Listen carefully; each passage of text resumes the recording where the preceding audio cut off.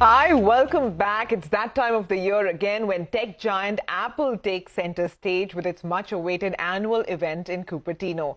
And as Apple gears up for the big reveal of iPhone 14 at its mega event Far Out today, Rima is standing by on the big wall to tell us all about this new generation phone and what is in store at the event.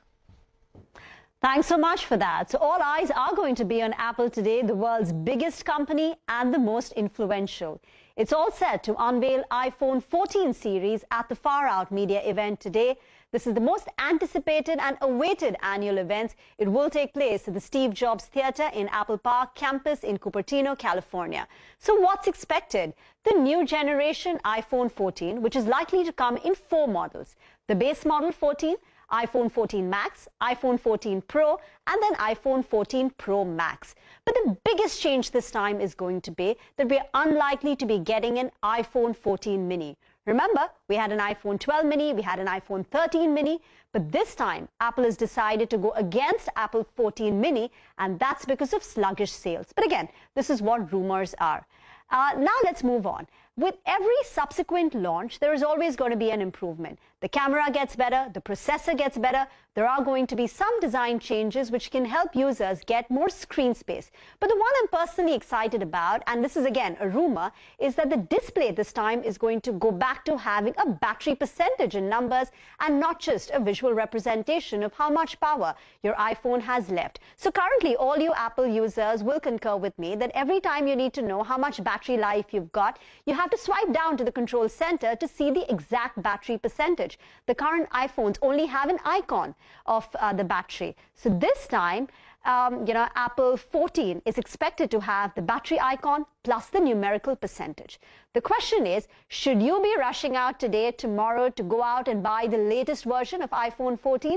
Well, people in the know say that iPhone 14 is largely going to be similar in its form factor to iPhone 13, with minor upgrades, minor tweaks. So probably there is no reason to rush out and immediately buy a new iPhone 14. If you remember, the last big upgrade in Apple phone was in iPhone X, the 10 one, which had ditched the Touch ID with your finger and went with a Face ID for locking and unlocking. So that added to the screen space. This time, we're not expecting any kind of a dramatic change as we did. The next big one that analysts are watching very closely, which we're unlikely to get this time, is will iPhone imitate its rival Samsung and come out with a foldable version? But that's not for this year, perhaps not even next. The next topic is what to watch in terms of iPhone sales and pricing.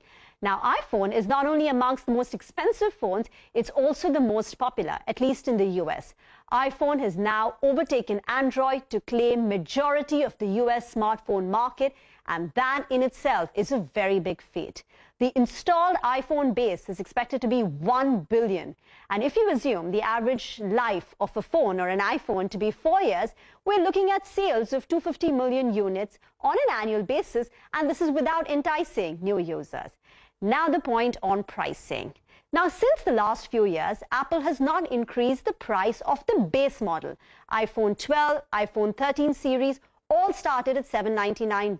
But of course, the subsequent versions, the Max versions, were more expensive and they carried a $1,000 price tag. But this time, will Apple increase the base price as the cost of components and the supply chain disruptions have resulted in a higher cost of production? That is something, as an iPhone user, I will be watching very closely. Back to you.